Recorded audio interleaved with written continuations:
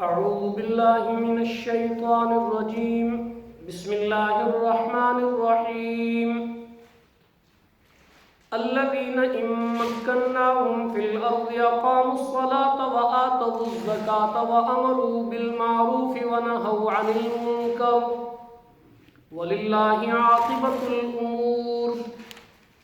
وإن يكذبوك فقد كذبت قبلهم قوم نوح وعاد وثمود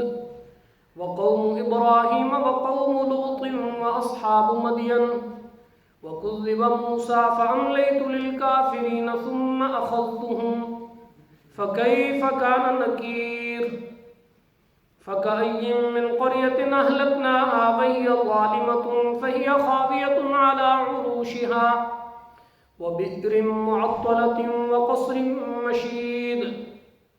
أفلم ينظروا إلى السماء أفلم يسيروا في الأرض فتكون لهم قلوب يعقلون بها أو آذان يسمعون بها فإنها لا تعمى الأبصار ولكن تعمى القلوب التي في الصدور. صدقت يا رب العالمين ونحن على ذلك لمن الشاهدين والشاكرين والحمد لله رب العالمين.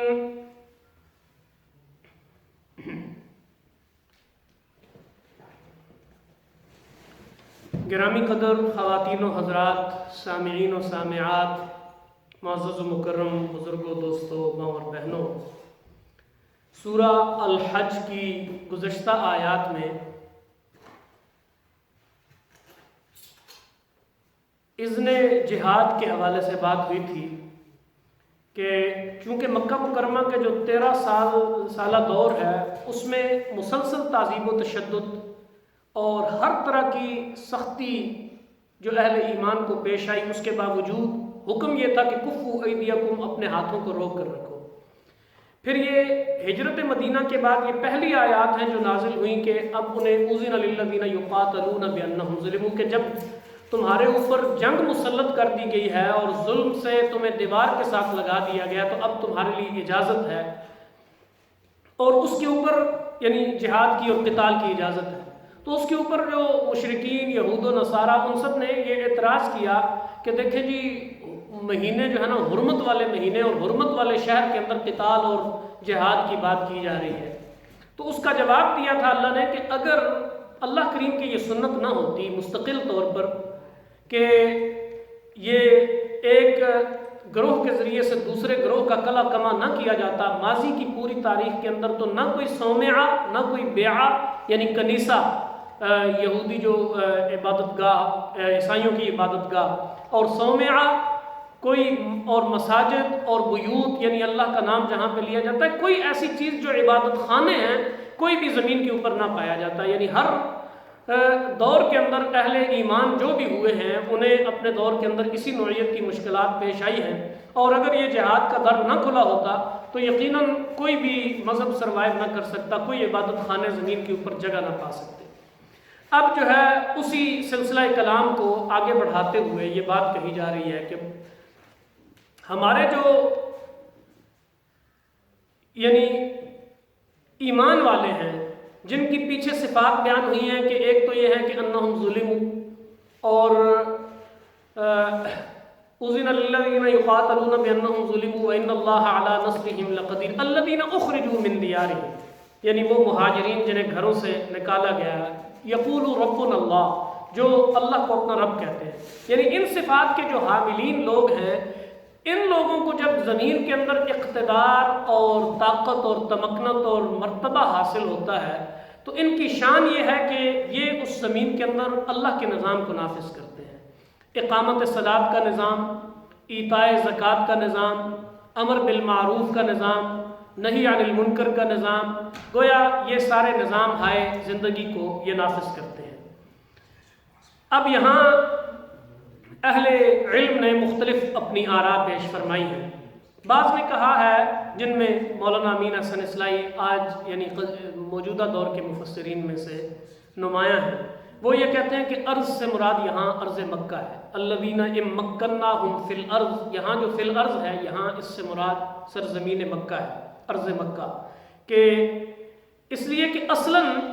جس جہاد کی اجازت دی گئی ہے اس کا تعلق عرض حرم کی آزادی اور تطہیر سے ہے، اور اس کی دلیل یہ دیتے ہیں، وہ کہتے ہیں کہ پیچھے 2 رکوع مسلسل جو ہے وہ اسی بات کے اوپر ہو رہے ہیں، عرض مکہ، اس کی حرمت، اس کی عظمت، وہاں بجائے لانے والے جو مراسم عبودیت ہیں، جناب ابراہیم خلیل اللہ کا حج کے لیے پکار لگانا اور وہ ساری چیزیں۔ تو چونکہ پیچھے بات انہیں کی ہو رہی ہے تو اب اسی زمین کی بات کی جا رہی ہے کہ اگر اس زمین میں اہل ایمان کو اقتدار ملے تو ان کا رویہ یہ ہوگا۔ بہرحال وہ کہتے ہیں کہ عرض حرم کی جو آزادی اور اس کی جو تطہیر ہے اس کے لیے ہی بنیادی طور پر جہاد کی اجازت دی جا رہی ہے، اور جو اس کے موجودہ جو غاصب اجارہ دار ہیں، متولی ہیں، غصب جنہوں نے کیا ہے ایک لحاظ سے قبضہ گروپ، انہوں نے حرم کے وہ تمام مقاصد برباد کر کے رکھ دیے ہیں جس کے لیے جناب ابراہیم علیہ السلام نے اپنی ذریت کو وہاں پہ بسایا تھا۔ جناب خلیل اللہ علیہ السلام نے اپنے شیر خوار بچے اور اپنی ضعیفہ بیوی کو وہاں لا کر بسایا، بواد غیر ذی زرع، اور اس کا مقصد یہ بیان فرمایا کہ ربنا لیقیموا الصلاۃ، اے اللہ تاکہ یہاں تیری نماز قائم ہو۔ اب چون وہ کہتے ہیں کہ نماز کا قیام یہ حرم کے مقاصد میں سے ایک تھا جسے موجودہ متولیان حرم نے یعنی قریش نے اور جو کعبہ کے اجارہ دار بنے ہوئے ہیں انہوں نے اس مقصد کو ضائع کر دیا ہے۔ اب اللہ کریم کہتے ہیں کہ اگر ہم اپنے بندوں کو اس سرزمین کے اندر اپنی تائید اور نصرت سے اقتدار بخشیں گے تو یہ اس کے تمام مقاصد کو از سر نو بروئے کار لائیں گے۔ وہ سارے مقاصد جو اس کے ہیں حرم کے، یہ نماز کا اہتمام کریں گے، یہ زکوٰۃ ادا کریں گے، یہ نیکی کا حکم دیں گے، یہ برائی سے روکیں گے۔ تو بہرحال یہاں یہی مقاصد ہیں کہ جن کے لیے اللہ تعالیٰ نے اس سرزمین کو جناب ابراہیم خلیل اللہ علیہ السلام اور جناب اسماعیل صبی اللہ علیہ السلام کا مرکز بنایا تھا، اور آیت کا اسلوب خود اس حقیقت کو ظاہر کر رہا ہے کہ قریش نے یہ تمام مقاصد برباد کر دیے۔ پھر یہاں مسلمانوں کے اقتدار کے جو ثمرات ہیں، دنیا جن سے لطف اندوز ہوتی ہے، ان کی طرف اشارہ ہے کہ مسلمانوں کے دور اقتدار میں اور دنیا کے جس حصے میں ان کا اقتدار ہوگا اس کی پہلی بشارت یہی ہے کہ جس کا آغاز سرزمین حرم سے ہوتا ہے، کہ سرزمین حرم کی بات یہاں اس لیے کی کہ اس کی حیثیت ملت کے قلب کی ہے، جس طرح جسم میں دل کی حیثیت ہوتی ہے، پوری کائنات میں حرم مکہ دل کی حیثیت رکھتا ہے۔ اگر اس کی صلاح ہو جائے تو اس کی صلاح اور فساد کے اوپر ہی دنیا کا صلاح اور فساد جو ہے وہ اس کا انحصار ہے۔ تو یہاں اگر اصلاح ہو جاتی ہے تو گویا پورے عالم کی اصلاح ہو جاتی ہے۔ اس بنیاد پر کہا کہ یہ فریضہ جو ہے وہ جس طرح اہل اس سرزمین حرم کے حوالے سے اہل ایمان کے اوپر عائد ہوتا ہے کہ جب انہیں یہاں کے اقتدار ملے تو وہ نماز اور زکوٰۃ کا نظام قائم کریں، امر بالمعروف اور نہی عن المنکر کے ادارے قائم کریں، بالکل اسی طرح یہ فریضہ ہر اس سرزمین پر مسلمانوں کے لیے عائد ہوتا ہے جہاں جہاں اللہ انہیں اقتدار بخشے۔ اور اگر وہ یہ فریضہ ادا نہ کریں تو اللہ کے نزدیک جس طرح دوسروں کا تسلط ناجائز ہے، بالکل اسی طرح نام نہاد مسلمانوں کا تسلط بھی ناجائز ہے۔ اور یہاں مولانا وحید الدین رحمہ اللہ نے لکھا ہے کہ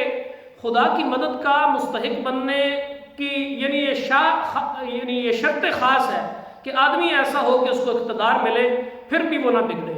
اس کو بڑائی کا مقام ملنا اس کے عجز اور تواضع کو بڑھانے والا بن جائے، اور جو لوگ اقتدار سے پہلے اس طرح صالح ثابت ہوں وہی اقتدار کے بعد کے حالات میں بھی صالح ثابت ہو سکتے ہیں۔ یہی وہ لوگ ہیں کہ جنہیں جب اقتدار دیا جاتا ہے تو وہ اللہ کے حضور جھک جاتے ہیں اور وہ بندوں کا پورا پورا حق ادا کرتے ہیں، وہ زندگی کے معاملات میں وہی کرتے ہیں جن کو خدا پسند کرتا ہے اور اس سے دور رہتے ہیں جو اللہ کو ناپسند ہے۔ آپ فتح مکہ کے موقع پر جو رسول اللہ صلی اللہ علیہ وسلم کا طرز عمل اور داخلے کا جو انداز ہے وہ خود وضاحت ہے اس بات کی، جس چیز کو مولانا وحید الدین رحمہ اللہ نے لکھا ہے۔ گویا رسول اکرم مکہ میں اس حالت کے اندر داخل ہو رہے ہیں کہ آپ کا سر مبارک عجز و نیاز سے جھکا ہوا ہے، اور آپ کی حالت یہ ہے کہ آپ کا سر جو ہے نا وہ اونٹنے کے کجاوے کو چھو رہا ہے، اور ذکر اور تسبیح و تحلیل آپ کی زبان کے اوپر جاری ہے۔ گویا جس صالحیت کا اظہار حضور علیہ السلام نے تھرو آؤٹ پچھلی یعنی 20 سالہ نبوی زندگی میں کیا تھا یا 40 سالہ اعلان نبوت سے پہلے والی زندگی میں، اس کا اظہار آج بدرجہ اتم ہو رہا ہے، اور دنیا کی جو ہے نا وہ تاریخ میں آخر روز تک آنے والے فاتحین کے لیے گویا ایک مثال قائم کی جا رہی ہے۔ بہرحال الذین ان مکناہم فی الارض، اس آیت میں الذین صفت ہے ان لوگوں کی کہ جن کا ذکر اس سے پہلے آیت میں آیا ہے۔ میں نے کہا الذین اخرجوا من دیارہم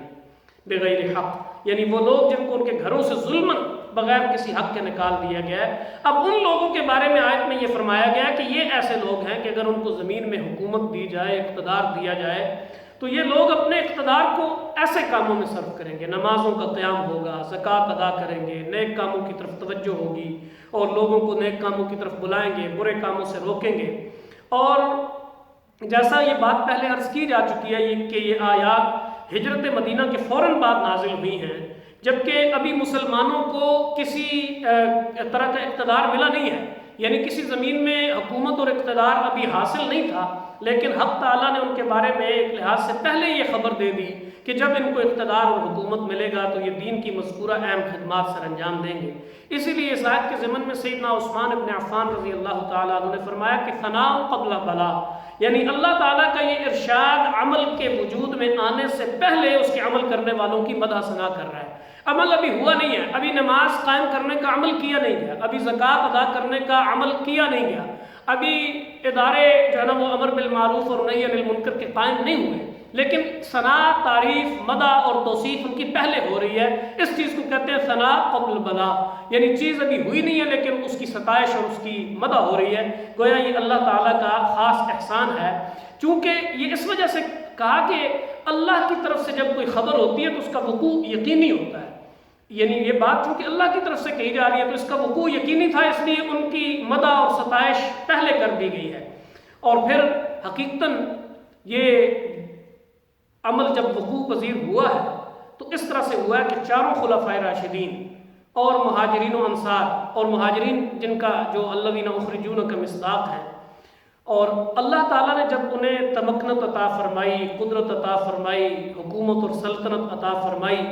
تو پھر انہوں نے قرآن کی پیشن گوئی کے مطابق گویا ان کے اعمال اور کردار اور کارناموں نے دنیا کو دکھلا دیا کہ انہوں نے اپنے اقتدار کو اسی کام کے لیے استعمال کیا، نمازیں قائم کی، زکوٰۃ کا نظام مضبوط کیا۔ سیدنا صدیق اکبر رضی اللہ تعالیٰ عنہ خلیفہ ہوئے تو کہا کہ یعنی مانعین زکوٰۃ جنہوں نے زکوٰۃ سے انکار نہیں کیا تھا، صرف انہوں نے کہا، کچھ ان کے اعتراضات تھے، لیکن خلیفہ اول اس کے اوپر جو ہے نا وہ چیخ اٹھے اور سیخ پا ہوئے اور تلوار نکالی اور کہا کہ سرکار صلی اللہ علیہ وسلم کے زمانے میں جو رسی بھی بیت المال کے اندر آتی تھی، اگر وہ بھی نہیں آئے گی تو ابوبکر اس کے لیے بھی جہاد کرے گا، اس کے لیے بھی کھڑا ہوگا۔ گویا یہ وہ کیا چیز ہے، یہی وہ اللہ کی پیشن گوئی ہے کہ پوری طرح سے انہوں نے جو ہے وہ ٹھیک اسی راستے کے اوپر اور اسی نقش پا کے اوپر، جس نقش پا کے اوپر رسول اللہ صلی اللہ علیہ وسلم نے انہیں چھوڑا تھا، انہوں نے اس کا انتظام کیا۔ بہرحال انہوں نے اچھے کاموں کو رواج دیا، بہترین ادارے قائم فرمائے اور برائی کو مسدود کر دیا، برائی کے راستے مسدود کر دیے، برے کاموں کا ایک لحاظ سے راستہ بند کر دیا۔ اسی لیے اہل علم کہتے ہیں کہ یہ آیت خلفائے راشدین کے لیے جو ہے نا وہ حجت ہے، یعنی یہ دلیل ہے کہ خلفائے راشدین سب کے سب اس بشارت کے مصداق ہیں، اور جو نظام خلافت ان کے زمانے میں قائم ہوا وہ حق تھا، وہ صحیح تھا اور عین اللہ تعالیٰ کی منشا اور اس کی مرضی کے مطابق تھا۔ اور پھر ایک بات پیش نظر رہے کہ یہ تو ہے آیت کا واقعاتی پہلو، یعنی شان نزول کے اعتبار سے، لیکن یہ ظاہر ہے کہ لفظ یعنی الفاظ قرآن جب عام ہوں تو وہ کسی خاص واقعہ میں منحصر نہیں ہوتے، یعنی ضروری نہیں ہوتا کہ ان کا تعلق کسی خاص واقعے سے ہو، ان کا حکم عام ہوتا ہے۔ اس لیے ائمہ تفسیر یہ بات فرماتے ہیں کہ اس آیت میں ان لوگوں کے لیے بھی ہدایت ہے کہ جن کو اللہ تعالیٰ ملک و سلطنت جب بھی کبھی عطا فرمائے تو وہ اپنے اقتدار میں یہ کام سر انجام دیں، اور ایسا ہوا ہے بعد کے زمانوں میں۔ ذرا سلطان صلاح الدین ایوبی نے اپنے علاقوں میں، سلطان نور الدین زنگی نے اپنے دور میں، اور کسی حد تک اورنگزیب عالمگیر نے اپنے زمانے میں یہ سارے کام کیے ہیں۔ تو اس اعتبار سے اور بھی بہت سارے ہیں جو اس کے مصداق ہیں، سلطان علاء الدین سلجوقی سلطنت کے جو، اسی طرح تو کیا نام ہے ان کا، علاء الدین خوارزمی، تو ان لوگوں نے یہ اپنے اپنے خطوں اور اپنے اپنے زمانے کے اندر یہ کام کیا ہے۔ تو ہر دور کے اندر ایمان والے بندے جب اس طرح اقتدار دے کر آزمائے جائیں تو ان کا حقیقی منصب یہی ہے۔ یہ جو آج کل ٹٹ پونجیے اور آپ کہہ لیں کہ بونے اور جو ہے نا وہ 4 ہاتھ کے بونے، یہ عبدالفتاح سیسی اور یہ حسنی مبارک اور یہ جو ہے نا وہ قذافی اور یہ مالکی عراق والا اور یہ افغانستان کا وہ اشرف غنی اور یہ حسینہ واجد اور یہ پرویز مشرف اور یہ جتنا گند بلا ہمارے زمانے کے اندر جمع ہوا ہے، یا جھوٹے یہ جو خادم الحرمین ہیں معاذ اللہ اور عرب سلطنتوں کے یہ بادشاہ، یہ تو گویا اسی طاغوت کے پیروکار ہیں جس طاغوت سے رسول اللہ صلی اللہ علیہ وسلم نے لڑائی کی ہے، جس طاغوت اور جس یعنی غاصب اور ظالم قوتوں کے خلاف اصحاب گرامی قدر لڑے، یہ تو اسی کا تسلسل ہے۔ یہ زمانے کے اندر یہ تو بونے لوگ ہیں، ان کا تو کوئی قد کاٹ نہیں ہے اللہ کی نظر میں، ان کا اقتدار جھوٹا اقتدار ہے اور ان کے اقتدار کی کوئی حیثیت نہیں ہے، یہ کسی طور پر بھی کوئی اسلامی مملکت کہلانے کے حقدار نہیں ہے، یا اس کے یہ تو نام نہاد لوگ ہیں کہ جن کا بہرحال کوئی نہ مبلغ علم ہے اور نہ ہی اللہ کے ہاں ان کے اقتدار کی کوئی وقت اور کوئی قیمت ہے۔ اللہ کریم کی مددگار اور اس کی تائید و نصرت کے جو مستحق لوگ ہیں، ان کی صفات یہ ہے کہ ان کا ذاتی کردار بھی فسق و فجور اور کبر و غرور کی سے پاک ہوتا ہے، اور اس کی بجائے وہ اقامت صلاۃ کرتے ہیں، اور ان کی یعنی ذاتی کردار میں بھی، اور ان کی حکومت بھی جو ہے وہ نیکی کو دبانے کی بجائے اسے فروغ دینے کی خدمت سر انجام دیتی ہے، اور ان کی طاقت بدیوں کو پھیلانے کی بجائے ان کے دبانے میں استعمال ہوتی ہے۔ یہاں جب سرکاری سرپرستی کے اندر ناچ گانے اور یہاں سرکاری سرپرستی کے اندر جو ہے نا وہ ثقافت کے نام پہ ڈھونگ رچائے جاتے ہیں ہمارے ملکوں کے اندر، یہ روزمرہ کے تماشے، اور تو آپ اندازہ کر سکتے ہیں کہ وہ اس آیت کے کس حد تک مصداق ہے، یا یہ آیت ان کا منہ چڑھا رہی ہے، اور یہ آیت ان کے لیے ایک آئینہ بن جاتی ہے اور اللہ کی بارگاہ میں ایک لحاظ سے کسوٹی بن جاتی ہے ان کے لیے انہیں پرکھنے کی۔ تو بہرحال اس ایک فقرے کے اندر، اس ایک آیت کے اندر اسلامی حکومت کا نصب العین، اس کے کارکنوں اور اس کے کار فرماؤں کی خصوصیات کا جوہر نکال کر رکھ دیا گیا ہے۔ کوئی سمجھنا چاہے تو اس ایک فقرے سے ہی سمجھ سکتا ہے کہ اسلامی حکومت فی الواقع کس چیز کا نام ہے۔ اور پھر فرمایا وَلِلَّهِ عَاقِبَةُ الْأُمُورِ، یعنی یہ فیصلہ کہ زمین کا انتظام کس وقت کسے سونپا جائے یہ اللہ ہی کے ہاتھ میں ہے۔ مغرور بندے اس غلط فہمی میں ہوتے ہیں کہ زمین اور اس کے بسنے والوں کی قسمتوں کے فیصلے کرنے والے وہ خود ہیں، مگر جو طاقت ایک ذرا سے بیج کو تناور درخت بنا دیتی ہے، وہ ایک تناور درخت کو بھی لمحوں میں جو ہے نا وہ جلتی ہوئی یعنی جلائی جانے والی لکڑی میں تبدیل کر کے رکھ دیتی ہے۔ اس درخت کو اپنے تنے اور مضبوط شاخوں پہ بڑا اعتماد ہوتا ہے، لیکن کلاڑی کے ایک وار سے وہ چولہوں کا جو ہے نا وہ ایندھن بن جاتی ہے۔ بالکل اسی طرح اسی رب کو یہ قدرت حاصل ہے کہ جن کے دبدبے کو سمجھ کر جو ہے نا وہ لوگ یہ خیال کرتے ہیں کہ انہیں کون ہلا سکے گا، ان کی کرسی تو بڑا مضبوط ہے اور بڑا ان کا اقتدار دور تک پھیلا ہوا ہے اور بڑی ان کی قوت ہے اور بڑی ان کے پاس فوجیں ہیں، اور اللہ انہیں ایسا گراتا ہے کہ وہ دنیا کے لیے نمونہ عبرت بن جاتے ہیں، اور جنہیں دیکھ کر کوئی یہ گمان بھی نہیں کر سکتا تھا کہ یہ بھی کبھی اٹھ سکیں گے، انہیں اللہ ایسا سر بلند کرتا ہے کہ دنیا میں ان کی عظمت اور بزرگی کے ڈنکے بجا دیتا ہے۔ یہ للہ عاقبۃ الامور، یہ سارا معاملہ یہ ڈومین ہی اللہ تعالیٰ کا ہے۔ اس لیے کسی کو زمین میں اقتدار اور قوت اور غلبہ اور تمکنت ملتی ہے تو وہ محض سے فضل الہی سمجھے اور اللہ کی شان اور اللہ کی عنایت سمجھے اور اللہ کا جو ہے نا وہ دیا ہوا سمجھے اور اس کی نعمت کے طور پر اسے استعمال کرے۔ انہی کا اقتدار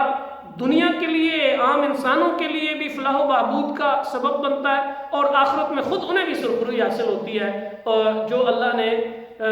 منصبی ذمہ داریاں انہیں عطا کی ہوتی ہیں انہیں بجا لانے میں جب وہ اس طرح سے اپنا کام کرتے ہیں تو اللہ کی طرف سے انہیں تائید اور نصرت حاصل ہوتی ہے۔ مالک کریم سے دعا ہے کہ وہ ہمیں سمجھ اور عمل کی توفیق عطا فرمائے، اور ہمارے 57 اسلامی ملکوں کے وہ حکمران جنہیں اللہ نے یہ اقتدار اور غلبہ بخشا ہے اور طرح طرح کے وسائل سے انہیں نوازا ہے، مالک کریم انہیں ہدایت سے سرفراز فرمائے۔ اللہ کریم انہیں اس آیت کا مصداق بنائے، وہ نظام الہی کو اپنے اپنے مقامات پہ قائم کرنے والے بن جائیں تاکہ دنیا امن اور سکون کا گہوارہ بن جائے، اس لیے کہ یہ بات تاریخی ثابت شدہ حقیقت ہے کہ دنیا نے امن اور صلاح اور فلاح اسی وقت دیکھی ہے جب اللہ کا نظام جس سرزمین اور جس خطے پہ نافذ ہوا ہے۔ ہم کسی بھی بزور قوت کسی جگہ کی بات نہیں کرتے، جہاں جہاں اسلامی مملکتیں موجود ہیں اور انہیں اللہ نے یہ موقع بخشا ہے، وہ دنیا کو دکھا دیں کہ اللہ کے دیے ہوئے نظام کے اندر کتنی صلاح، کتنی فلاح، کتنی خوبی اور کتنا خیر چھپا ہوا ہے۔ اگر وہ کوئی ایک نمونہ پیش کر دے تو آپ یقین جانیں کہ پوری دنیا اس کی پیروی کی کوشش کرے، لیکن یہ ہے کہ ہمارے اپنے دامن اس سے خالی ہیں۔ مالک کریم ہمیں اس کوتاہی پر معاف فرمائے۔ وما علینا